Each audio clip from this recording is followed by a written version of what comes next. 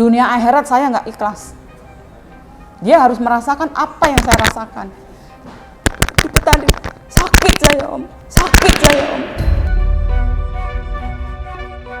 Kalau misalkan ini negara nggak ada hukum, nggak tahulah saya. Negara harus hadir untuk melindungi tunas bangsa ini. Karena bagaimanapun juga generasi penerus bangsa ini betul-betul harus dilindungi.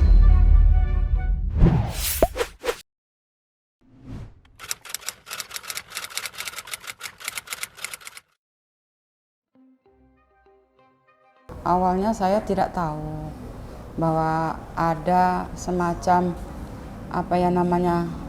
kejadian yang tidak kami inginkan. Setelah ada rekaman itu, lalu barulah situ terkuak bahwa anak saya ini udah jadi korban pemaksaan dan pelecehan atau bisa dijadikan. Nah, ini kronologi kejadiannya. Tanggal 15 itu dia cerita sendiri nih ya, anak saya ke bapaknya, kalau jam 2 itu disuruh ke pelaku ke rumahnya. Sampai di sana dia sandalnya dimasukin, dikunci, didorong, langsung dipaksa begitu. 8 Maret itu anak saya bilang, "Mak, saya diancam begini-begini. Ini ada rekamannya." Setelah saya dengar rekamannya, nah itu disitulah saya meledak. Gitu. Saya rasa marah, emosi. Kok bisa begini? Sedangkan dia selama ini kan bilangnya mengatasnamakan Allah, dia punya anak perempuan, dia hanya sekedar membantu, mensupport supaya anak ini mau sekolah. Tapi kok ternyata ternyata kok nggak seperti yang dia bicarakan gitu loh ke saya. Gitu. Akhirnya dengan kejadian itu saya tanya anak saya dengan berdua bapaknya, barulah di situ dia mengaku.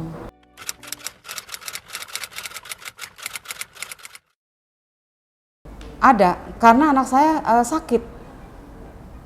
Nah, dengan sakitnya itulah saya tuh penasaran, sebenarnya sakit apa? Akhirnya saya bawa ke puskesmas, saya berobat supaya ada vitamin, supaya dia itu nafsu makan gitu, supaya dia itu semangat sekolah gitu kan. Kami kan berdua sama bapaknya itu kan mensupport supaya anak ini sampai lulus sekolah kan gitu. Tujuan orang tua seperti itu gitu. Yang dia rasakan itu sakit perut, terus badannya lemes, sakit badan, pusing karena dia nggak nafsu makan. Dia udah kena psikis. Dia pemurung. Ditanya ini diem, suruh makan diem, ditawarin sama bapaknya, kamu makan apa? Supaya kamu ada isinya perutnya, tetap nggak mau makan. Saya tuh belum tahu ya Om ya, waktu dia lagi murung itu kenapa. Ya pokoknya setelah ada rekaman itulah baru saya kebuka bahwa oh anak saya ternyata jadi korban.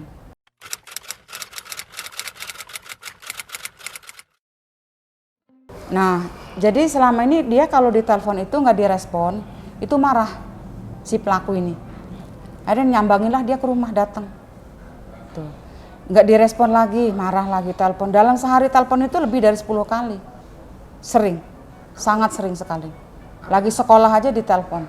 Ya mungkin untuk dia punya niat yang sekiranya dia bisa mengelabui orang lingkungan, termasuk saya orang tuanya, dibohongin. Kan dia selalu mengatasnamakan Allah. Saya hanya membantu, saya hanya menolong, saya nggak punya niatan apa-apa. Saya itu punya anak perempuan. Itu yang dia selalu bicarakan. Kalau untuk dia dibawa ke rumah itu dia nggak bercerita. Nggak bercerita dia, cuman bagaimana dia bisa sampai ke situ? Nah, itu tadi, dia ditelepon nggak direspon, nggak diangkat. Akhirnya dia datang ke rumah dengan alasan yaitu tadi, tolong ke rumah sebentar ya, ini lagi nggak ada orang, gitu. Kamu datang ke rumah, nggak ngapa-ngapain kok, cuman dinasihatin. Siapa yang nggak percaya coba? Itu kan dia orang tua sesepuh di situ. Yang selama ini yang ya istilahnya dibangga-banggain lah sama lingkungan. Ternyata dia yaitu punya niatan yang jelek, yang rusak, yang bejat, yaitu di situ. Sampai akhirnya anak saya pingsan, terus pingsan, dia nggak sadar, tapi tetap dia dikurung sampai malam.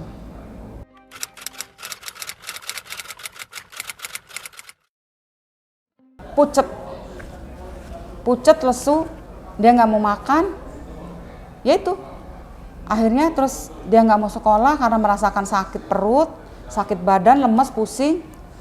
Ya mau nggak mau saya harus ada izin ke sekolah. Tapi saya kan tidak tahu kalau itu anak saya habis. Kan mengancam dulu awalnya, mengancam lewat telepon, inilah sama anak saya. Nah itulah terus dia menceritakan nggak bisa dilupakan begini-begini. Ya saya selaku orang tua marah, saya marah sekali. Saya nggak ridho, saya nggak ikhlas. Itu dunia akhirat saya nggak ikhlas. Dia harus merasakan apa yang saya rasakan. Itu tadi sakit saya, Om. Saya dibohongin selama ini. Dibohongin selama ini saya. Dia selalu membawakan nama Allah. Sakitnya luar biasa. Sakit sekali. Kalau dibilang sakit itu saya nggak bisa dengan kata-kata. Yang saya rasakan hanya sakit, saya sesek napas, saya kan lemah jantung. Jadi kalau saya dengar sesuatu itu langsung lemes. Tuh. Disitulah sejam kemudian baru saya ngeberontak. Saya kalau nggak mikir di sini ada hukum, di dunia ini ada hukum, di Indonesia ada hukum, mungkin saya udah bawa bangku.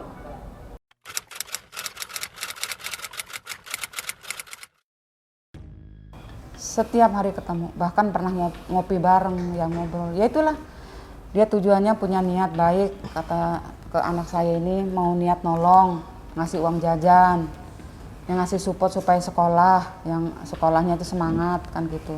Dengan membawa nama Allah, karena dia tuh punya anak perempuan juga, dia nggak mungkin mau ngapa-ngapain anak saya. Selalu bilang seperti itu. Itu yang selalu dibicarakan. Jadi Yun tidak pernah jadi. Tidak pernah, karena saya merasa orang situ tuh dia itu sebagai sesepuh, sebagai tokoh yang dihormatin, yang dihargain oleh lingkungan. Itu makanya saya kasih jarak anak saya. Waktu itu jangan sering-sering ke rumahnya, nggak enak. Apa kata tetangga kalau lihat? Itu pun saya utarakan ke si pelaku. Jangan sering-sering suruh anak saya ke rumah. Apabila nanti tetangga tahu bagaimana? Atau mungkin nanti ada CCTV bagaimana? Dan saya udah pernah bilang gini, suatu saat ada terjadi apa-apa sama anak saya dengan perilaku si Abah ini ke anak saya bilang, saya nanti kembalikan lagi ke diri Abah sendiri. Seandainya ada permasalahan, nggak tahu dari anak bapak, nggak tahu dari tetangga, nanti permasalahannya saya kembalikan lagi ke si Abah itu, si pelaku itu. Apa yang membuat lu ngerasa aneh waktu itu? Ya sekarang ini, zaman sekarang, mana ada sih orang ngasih duit semudah itu, segampang itu pakai logika aja. Orang sekarang nyari duit kan susah, gitu. Tapi kan saya lihat anak saya itu masih sekolah, sedangkan dia udah tua, gitu. Ada apa? Ada, tanda kutip saya juga ada di situ. Tapi ya itu, dia tuh selalu membohongi, termasuk saya dibohongin. Gitu. Saya merasa dibohongin. Ya itu tadi, dia merasa di situ dihormatin, dihargain, terus dia tuh merasa paling benar. Anak saya dirayu ke rumah dengan alasan mau dinasihati. Selalu bilangnya mau dinasihati, gitu. Seberapa sering dia ngasih duit? Cukup lama juga ya, Setiap hari Minggu, setiap hari Jumat itu dalam seminggu sekali pasti ngasih. Tapi kan saya nominalnya nggak tahu, Gitu. Namanya buat jajan kan saya nggak tahu berapa. Sebenarnya saya itu kalau sore kan saya pulang dagang itu suka ngobrol di depannya, Paling ngobrolnya itu ya seputar ya pengalaman hidup, misalkan cerita di lampu merah sana panas banget tadi gitu. Cuma itu. Lanjut Pak. Ya, cuma itu aja. Selebihnya nggak ada ini lagi. Nongkrong bareng, duduk bareng gitu. Gitu. Akrab sama beliau. Sebenarnya dibilang akrab enggak, jauh juga enggak. Kalau saya itu kan pukul rata sana sini biasa gitu. Jadi dijauhin enggak, dideketin juga enggak gitu. Nah, kalau di lingkungan itu orang seperti apa dia? Kalau di lingkungan warga situ ya dia itu bisa dibilang tokoh karena apa? Setiap ada pemasangan tenda dia itu ya garis depan, apa ngerancang ini. Terus ada kerja bakti, ini tanah harus digimanain, dia termasuk yang rancang juga begitu. Jadi bisa dibilang itu ya tokoh gitu kan, tokoh ya segala untuk perbaikan apa, rumah apa dia. Pernah dengar dari pelakunya, Bapak nggak usah ngasih jajan, udah saya kasih tadi. Berapa kali, ada 3 kali lah. Selain itu nggak pernah. Saya nggak pernah nanya nominalnya berapa enggak, karena walaupun dikasih duit tiap hari juga masih saya jatah dia itu tiap hari masih itu 15.000. Jadi setiap saya pulang dagang, nih jatah untuk sekolah besok jajan kamu 15.000. Dan saya nggak pernah mengetahui jumlah berapa duit yang dia terima. Saya nggak mau tahu, bukannya nggak ngerti, nggak mau tahu, karena saya kan ngasih ke dia. Terus kalaupun dia dikasih orang ya namanya rezeki ya diterima. Tapi kan dibalik itu semua kita kan nggak nyangka kalau akan terjadi hal-hal yang nggak diinginkan. Itu yang saya sesalkan di situlah Pak. Waktu dicerita merasa nggak Pak? Waktu diceritakan itu ya jelas kejadian itu jelas emosi banget Pak saya Pak kan. Waktu dia cerita saya kasih duit nggak usah. Bapak ngerasa ada yang aneh nggak? Oh enggak. Kalau saya itu begini. Apa yang dia ucapkan? Kalau dia itu bicara kebaikan, ya sampaikan kebaikannya itu, ucapannya itu. Karena dia itu pernah bilang gini, demi Allah saya nggak pernah niatan punya tujuan yang lain. Karena saya kan punya anak perempuan, saya nggak mau nanti menimpa anak saya, kan gitu. Ya kalau dari bilang gitu, ya saya jelas percaya dong, ya kan. Kalau ibarat kerbau yang dipegang kan talinya, kalau orang kan omongannya, ya kan. Nah di situ. Termasuk apalagi dia kan lebih tua dari saya, yang saya pegang jelas ucapannya karena dia itu kan lebih tua dari saya gitu. Bapak atau ibu pernah nggak minta bantuan, entah minjem uang atau bantuan apapun dari beliau, dari bapak dulu? Sesulit apapun saya belum pernah, belum pernah minjem sama dia. Ini demi Allah ya, saya belum pernah ngucapin kayak gitu. Karena gini, dalam hidup saya memang saya itu orang susah, tapi dalam setiap kekurangan saya usahakan ya barangkali nanti di lampu merah saya dapat rezeki banyak. Ya cuma harapannya cuma itu ya, alhamdulillah semuanya bisa tertutup gitu ya, walaupun tertatih-tatih jalannya, namanya pedagang asongan itu gimana sih hasilnya berapa sih, tapi karena kita itu kan nyari keberkahan ya kan. Nah barokah itu datang dengan sendirinya. Di situlah makanya saya nggak pernah minjem, walaupun itu di samping saya orang kaya sekalipun, saya nggak mau begitu.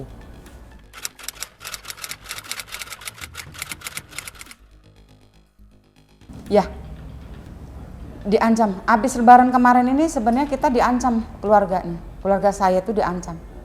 Katanya salah satu ada yang tinggal nama, dia nggak pikir panjang. Itu di situ ada rekamannya. Rekamannya ada. Ada. Habis itu baru deh cerita dia bla bla bla ke anak saya.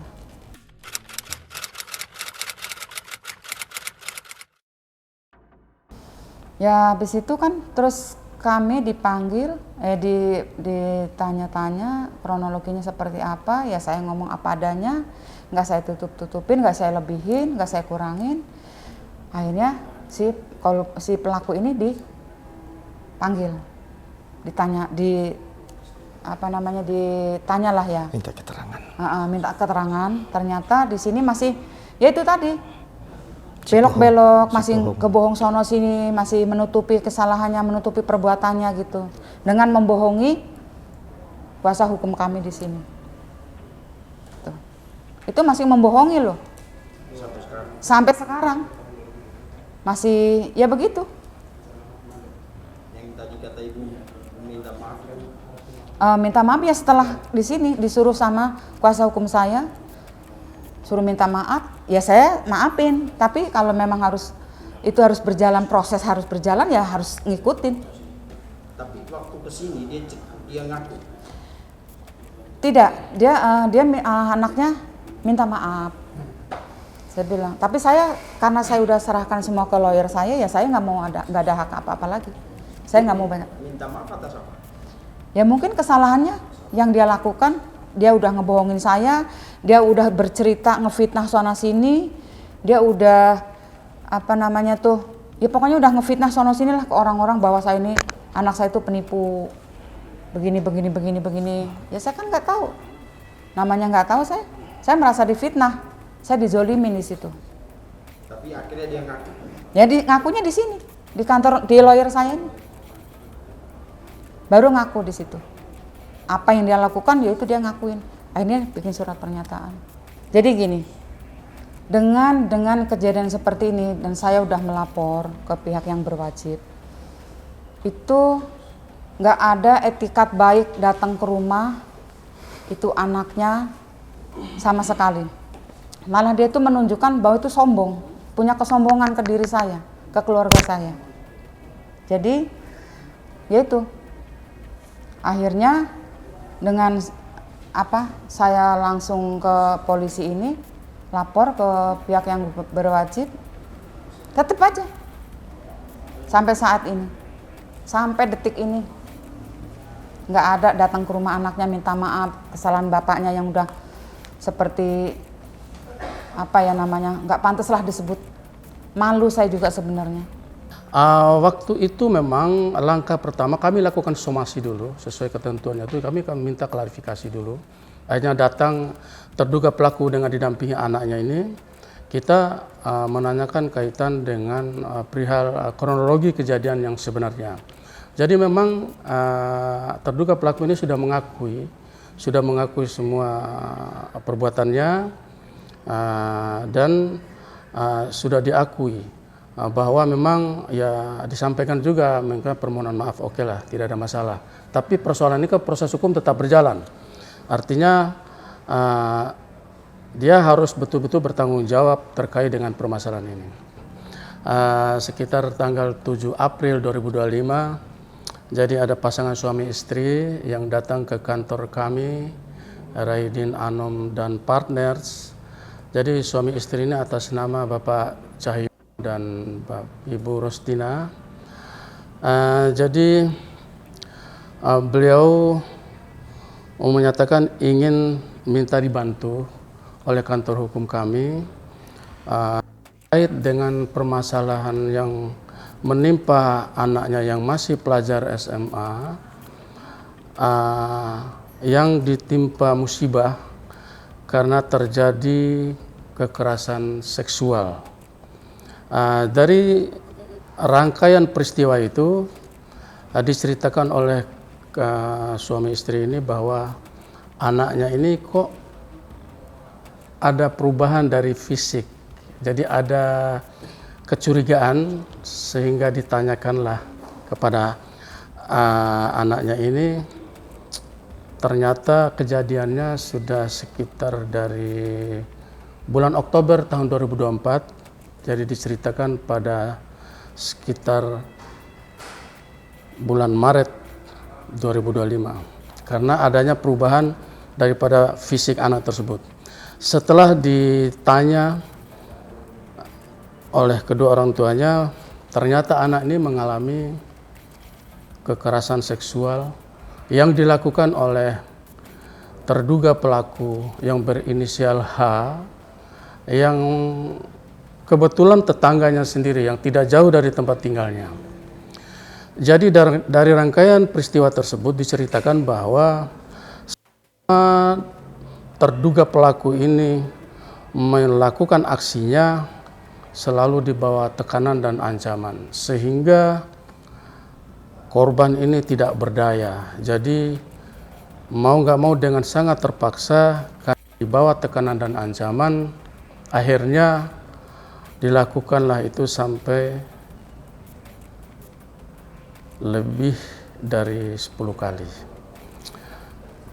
Kami dalam hal ini kantor hukum Raidin Anom dan Partners menindaklanjuti daripada laporan ini sampai akhirnya kemarin sekitar tanggal 24 April kami resmi melaporkan terduga pelaku yang berinisial H bersama-sama kami berkoordinasi dengan lembaga terkait, dalam hal ini lembaga P2TP2A yang memang menangani khusus kaitan dengan korban kekerasan seksual dari anak-anak di bawah umur.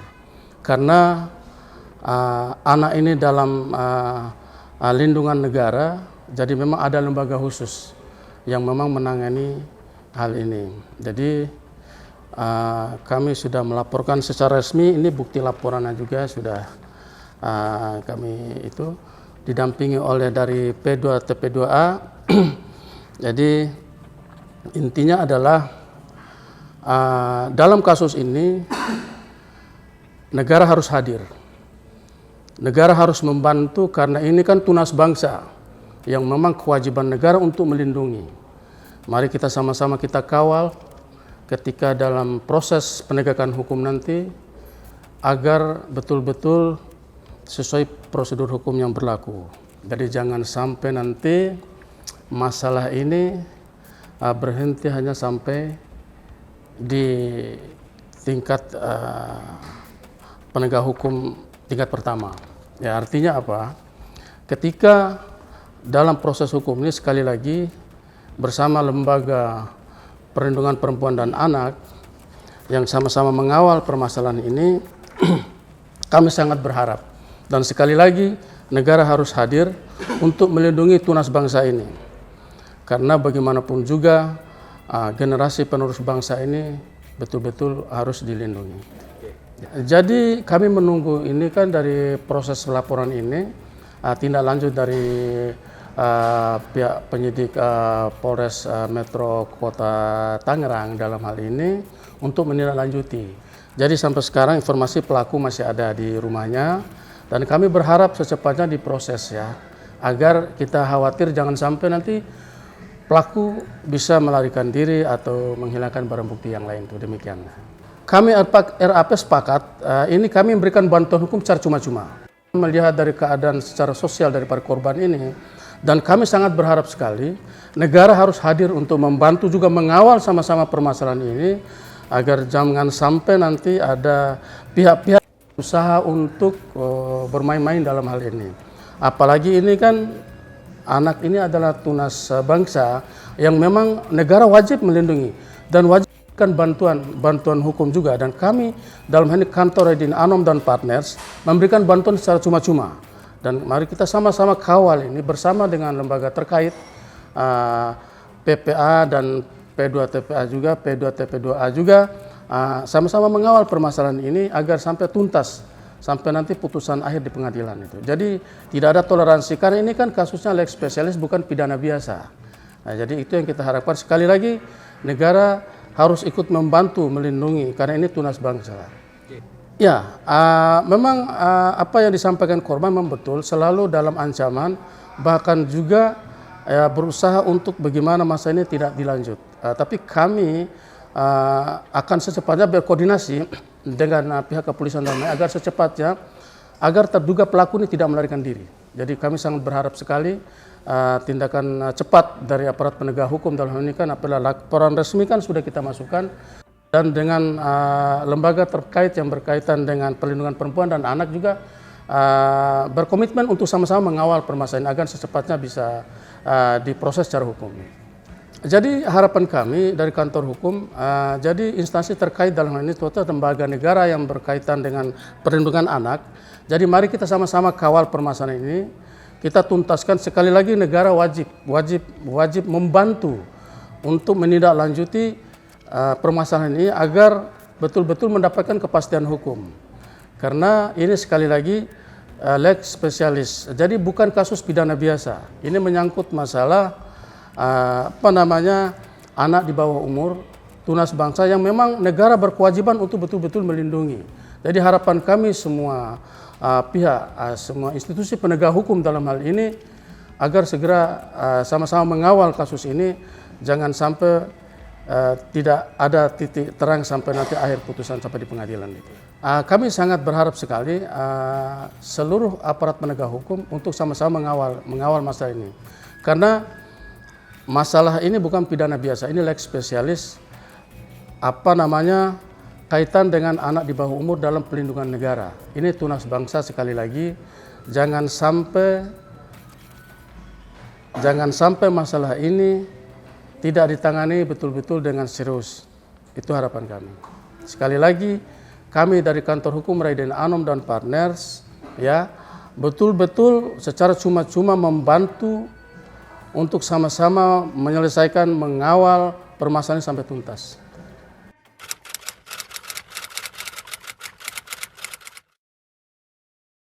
Kalau pelaku nonton itu mungkin lebih dia membuka hati, membuka pikirannya. Berarti dia harus tahu apa yang dia perbuat. Ya dia sekarang harus bertanggung jawab.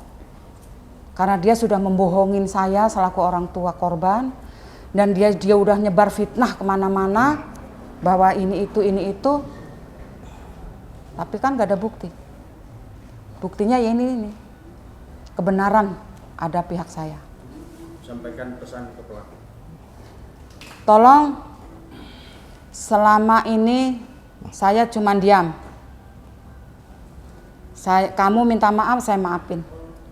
Tapi proses terus berjalan. Dan itu kamu harus menanggung akibatnya. Akibat perbuatan kamu ke keluarga saya. Bapak, apa yang mau disampaikan ke pelaku? Buat pelaku ya, ini udah harga mati. Jadi kalau masalah maaf, saya terima. Tapi jalur hukum yang saya tempuh, emang itu yang terbaik buat saya. Dan Bapak harus bertanggung jawab atas semua perbuatan yang dilakukan anak saya. Karena apa? Karena anak saya sudah kehilangan masa depannya. Itu aja. Kami berdua saling support. Bapaknya sama saya. Kita di luar jangan banyak bicara. Pokoknya kita support, tuntun anak ini sampai menjelang ujian. Itu aja sih. Dan kita juga ya kasih sedikit-sedikit nasihat. Kita dampingin supaya anak itu nggak sampai keluar rumah. Tadinya kan mau kabur. Mau kabur itu. Udah mau kabur. Udah bapak. Karena dia udah nggak kuat. Udah nggak berpikir. Isinya udah inilah. Mau putus sekolah dia ngancam. Tapi dengan dengan sabaran kami berdua akhirnya sama bapaknya dituntun, akhirnya itu tuntun. pujian. Kita rayu. Ayo semangat gitu. Nanti biar bapak yang akan ngurus itu. Jangan khawatir, nanti kamu setelah ujian nggak ada rasa takut lagi. Itu mau saya penjarain itu orang. Udah bener pak, bener nih bapak janji ya. Bapak janji bahwa pelakunya ini akan saya telikung nanti. Udah kamu ikut. Iya tapi bener pak. Iya. Tapi saya telikung nanti itu. Janji harus diantar jemput. Harus diantar jemput. Akhirnya bener tuh. Kadang bapaknya pagi nganter. Kadang saya nanti siangnya yang jemput pulang. Walaupun posisi saya capek, bapaknya juga capek. Tapi demi anak.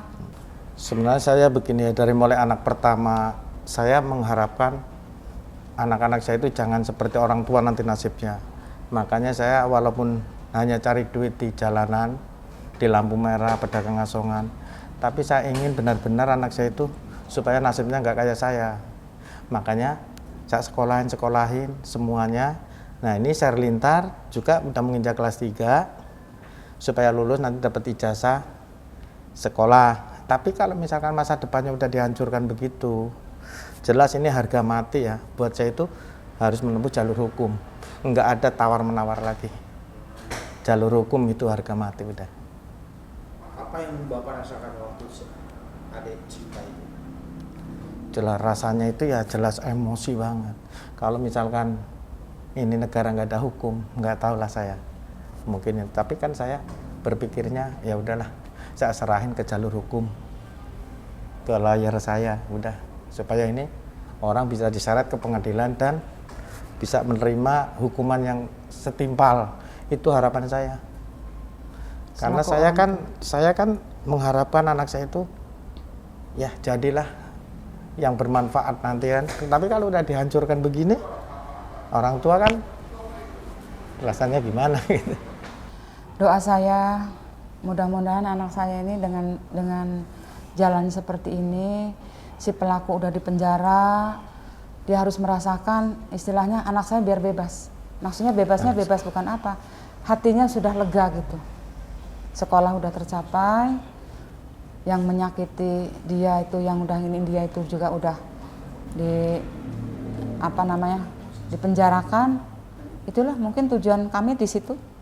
Harapan saya ya untuk anak saya sendiri mudah-mudahan ya ini trauma bisa secepatnya sembuh, akhirnya nanti mungkin bisa mendapatkan satu pekerjaan, mungkin pengalihannya di situ mudah-mudahan nanti jadi pikirannya fresh, terus tercapai apa yang dia cita-citakan dan bisa menjadi anak yang berguna bagi bangsa dan negara. Itu aja.